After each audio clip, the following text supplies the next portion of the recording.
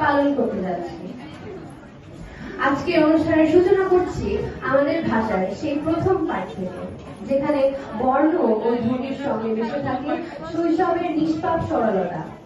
সঙ্গীত ক্লাবের জুনিয়র বিভাগ পরিবেশন করছে ব্যঞ্জন বর্ণের গান কয়ে কলা ক্ষয়ে খায়।